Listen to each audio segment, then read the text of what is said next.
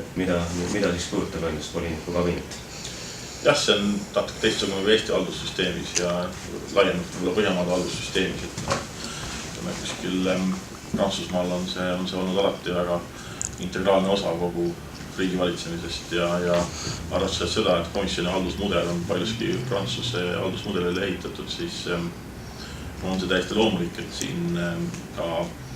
nõndanimetatud kabinetisüsteem toimib. Mis siis sisuliselt tähendab seda, et igal volinikul on nii-öelda oma poliitiline tiim,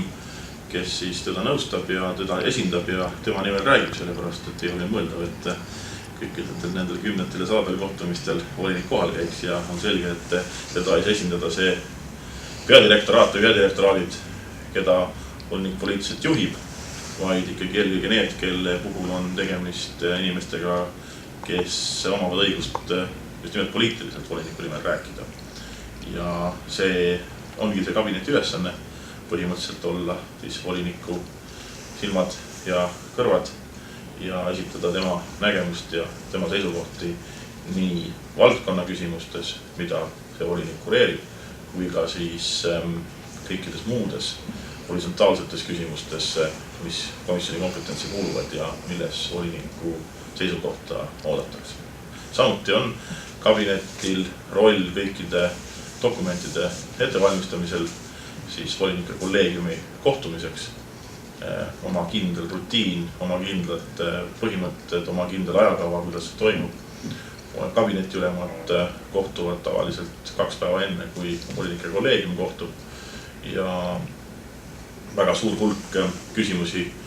üritatakse juba sellel tasandil ära lahendada ja kokku leppida, mis tähendab siis seda, et kabinetil ja kabinetiülemal on siis ka volitus volinikult tema nimel asju kokku leppida või siis mitte kokku leppida. Ja see tähendab seda, et läbi selle ja läbi nende kokkulepete siis raalitakse välja need teemad, mis siis võiksid jääda üldise poliitilise arutelu objektiks, kas siis sellepärast, et nad on piisavalt olulised, et selles osas toimuks poliitiline arutelu, või siis sellepärast, et on jäänud õhku mõni oluline küsimus, mis ei ole olnud võimalik ära lahendada kabineti tasemel ja kus siis peab volinik ise volinike kolleegiumi kohtumisel selles osas sõna võtma, oma seisukohad esitama ja oma kolleege siis enda poole veenma üritada. Kes kuuluvad voliniku kabinetti ametipostide mõttes? Selle kohta mitte mingisugust kriteeriumit ei ole. Kabineti suurus ja koosseisu põhimõtted on paika pandud eraldi dokumendiga, mis siis sätestab kogu nii-öelda selle haldussüsteemi, mis siis volinikku toestab. Ja sellest põhimõtteliselt lähtuvalt on siis volinikul õigus need inimesed valida. Seal on teatud kriteeriumid, mis tähendavad, et igas kabinetis peab olema vähemalt 3 erinevat rahvust esindatud. Seal peab olema ka teatud nii-öelda balanss, mis puudutab siis neid inimesi, kes on püsivad komisjoni ametnikud ja need, kes tulevad väljapool maja. Et see peaks olema kuskil 50-50. Ja loomulikult eeldatakse ka, et arvestatakse selliste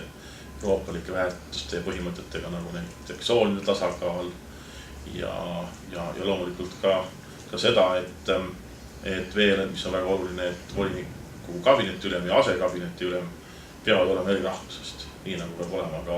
voliniku pressiesindaja eri rahvusest kui volinik ise. Nii et need on need sellised üldpõhimõtted, mis on ja edasi on juba siis voliniku ja loomulikult ka voliniku poolt volitatud kabinetiülema asi, kuidas see kabinet kokku saab. Kui suur on siis praegu Siim Kallase kabinet? Kabinet tervikuna on circa 20 inimest, natuke vähem, aga see sisaldab endas ka kõiki tehnilisi töötegijaid, arhivaare ja kogu seda nii-öelda toetustiimi. Et võiks öelda siis niimoodi, et täna on koos volinikuga on sisulise töötegijaid 10 ja meil on siin lisaks eestlastele on kabinetiülem asetäitja on Brit, lisaks on meil kabinetis prantslanna, belglanna, sakslane ja see põhimõtteliselt siis ongi meie nii-öelda rahvuslik erinevatest rahvustest koosnev meeskond, et ei ole liiga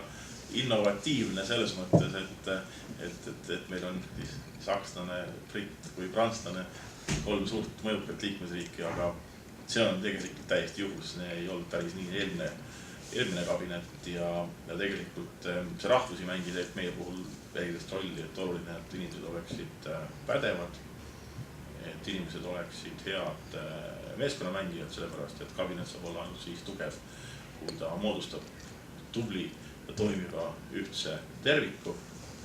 Ja muidugi on see, et nad on suutelised seisukohti kaitsma, ise omalt poolt ka konstruktiivsete ideedega välja tulema ja loomulikult voliniku esitama ja volinike nägemusi ja seisukohti siis esitama nii meie poolt kureeritavale peadirektoraadile kui ka siis väljapoole erinevatele nõndanimetatud stakeholderitele ja loomulikult ka maja sees. Nii et need on need põhikriteeriumid, mille alusel see kokku on pandud. Kas on teada ka eestlasi teiste volinike kabinettides on neid või on neid olnud? Olnud on, aga praegusel hetkel ei ole ühtegi, on küll üks Eesti sugu mees, aga kelle side Eestiga on ainult läbi vist vanavanemate, aga hetkel ühtegi Eestist ei ole, et varasemal faasis on olnud voliniku, omaaegse laienemisvoliniku ja hilisema majandus- ja rahandusvoliniku Olli Rehni kabinetis oli ka üks eestlane. Aga ega siis väikestest riikidest, eriti uutest liikmesriikidest pärit inimesi väga palju kabinetist laiali ei ole, et tavaliselt peaksid olema siis inimesed eelkõige, kes tulevad maja seest, sellepärast et tavapärane on see, et volinikud kasutavad võimalust võtta nendele kohtadele, kuhu saab võtta inimesi majast väljast, inimesed nendega samast rahvusest, see on suhteliselt loogiline. Ja kuna eestlasi ei ole ka maja sees selleks ajaks, ei olnud veel selleks ajaks, kui ka uus komisjon kokku pandi, piisavalt kaugele jõudnud, siis täitsa selge, et on palju raskem sel juhul väikse arvu juures ka välja paista ja ega salata pole ka seda, et eks reeglina otsitakse ka kabinetti kontakti, mis võimaldab hilisema kontakti kellegi rahvusest tulenevalt ka selle riigi pealinnaga näiteks ja ei saa salata, et siin on eelistatumad just nimelt suurematest liikmesriikidest tulevad inimesed, aga see ei ole otseselt mingisugune näitaja ega määra, lihtsalt tore kui on, aga see ei saa olla tingimata eesmärk omaette. Mis on veel kabineti ülema roll, et kuidas on teie suhted teiste institutsioonidega, kellega, kus te koostööd teete ja missuguseid asju ajate täpselt? Kabineti ülem lisaks sellele, et ta juhib kabinetti ja vastutab selle kokkupanemise eest ja põhiliste poliitiliste suuniste paikapanemise ja nende rakendamise eest, siis loomulikult esindab ta volinikku ja tihtipeale ka asendab volinikku.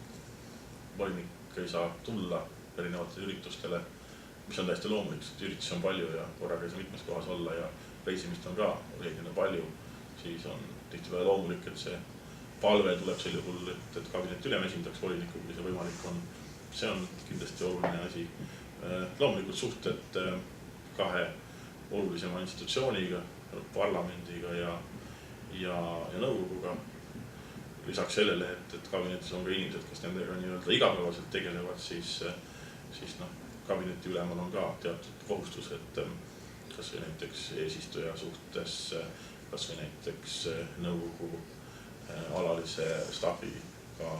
läbirääkimistel puudutav mõnda teemat. Loomulikult parlamendis vastava valdkonna komisjoniga, ehk siis meie puhul transpordikomisjoniga, kus samuti see kontakt on oluline. Aga kindlasti on ka väga oluline koostöö just nimelt majast väljas olevate meie puhul siis võiks öelda ettevõtjatega, meie stakeholderitega, olgu need siis lennufirmad, olgu need siis raudteeteenuse pakkujad, olgu need siis laevandusfirmad, sadamad. Nii et see nimekiri on väga pikk ja on selge, et igasugused neid esindavad organisatsioonid ei pääse tihtipeale täiesti loomuliku volinikuga kohtuma ja kabineti ülem peab tagama, et nendega on hea kontakt ja ka nendega kohtuma, sellepärast et täiesti loomulik, et seda sisendit ettevõtluselt on väga vaja, et suuta efektiivselt tajuda ka neid ootusi ja vajadusi, mis meie poolt kureeritavas valdkonnas parajasti on. Kuivõrd nüüd teie kabineti ülemana ja kabinet tervikuna siis selles protsessis osaleb? Lobi tegemine on täiesti normaalne tegevus, et oma seisukohti välja tuua ja lahti seletada ja Brüssel on ju, Euroopa Komisjon on kindlasti Euroopas kõige enam lobistamise objekt, kõige suurem lobistamise objekt kõikidest institutsioonidest ja Brüssel on ilma igasuguse konkurentsita kogu Euroopa lobi pealinn ja tegelikult maailmas tähtsuselt teine lobi pealinn Washingtoni järel. Siin on umbes 15 000 inimest, kes saavad oma esmase sissetuleku just nimelt lobitegevusest. Ja eks siin on alati see, kus seda piiri tõmmata ja suhtlemine on vajalik, see avab tõesti ka teisi vaatenurkasid. Loomulikult oleme me kõikide erinevate, nagu ma enne ütlesin, ettevõtte poolega, aga kõige muu poole igasuguste NGO-dega ja huvigruppidega ühenduses ja kuulame nende seisukohad ära selleks, et seda tervikpilti paremini ette saada. Osade seisukohti võtame arvesse, osade puhul on see paraku võimatu. Nii see on, aga vähemalt oluline on ka seda võimalust anda, et saaks ära kuulata selleks, et sa tead ise ka, et see, mis sa teed, tegelikult resoneerub ka mõistlikul tasemel sellega, millised on need ootused just nimelt nende poolt, keda see näiteks mingisugune regulatsioon või mingisugune lahendus, mida sa pakud, otseselt puudutab. Nii et see on tegelikult siin tavapärane tegevus ja vajalik ja just nimelt selleks, et terviklikumat pilti saada kogu sellest, millised ootused on parajasti. Missugused on suhted teiste volinike kabinettidega, kabinetiülemate kohtumisi te mainitsite juba, mis laadi, missugustel tasanditel, mis vormis, mis sisuga koostöö veel toimub? Kabinetiülemate kohtumine on see formaalne vorm ja loomulikult on ju ta lisaks sellele palju mitteformaalset koostööd, et mingeid asju ette valmistada on vajalik, et inimestega suhelda ja tegelikult kindlaks teha, millised need kokkupuutepunktid või siis vastuolud parajasti on. Ja see on normaalne osa kabinetiülema tööst ja on ka täitsa selge, et kujunevad need kabinetid, kellega sa tihemini suhtled, kas siis valdkonna spetsiifilistest asjaoludest lähtuvalt või siis puhtalt ka isiklike kontaktide kaudu. Et eriti veel, kui on keegi pikka aega olnud, et minul on vist nüüd au olla siis juba pikemat aega kabineti pealikult tuään ehk siis see, kes on kõige pikemat aega kabineti ülem olnud praeguses koosseisus. Nii et selles mõttes ma olen saanud kogeda seda läbi 3 erineva komisjoni koosseisu ja seetõttu teatud võrdlusmoment on olemas ja ka tegelikult see, mis on oluline ja mis ei ole oluline, et eks igal uuel inimesel sisseelamine võtab mingisuguse aja, eks siin on omad reeglid ja omad põhimõtted ja ka omad seltskonnad, nii et selles mõttes nagu iga sellise samat ametikohta jagavate inimeste koostöö puhul, nii et asjatamist on piisavalt.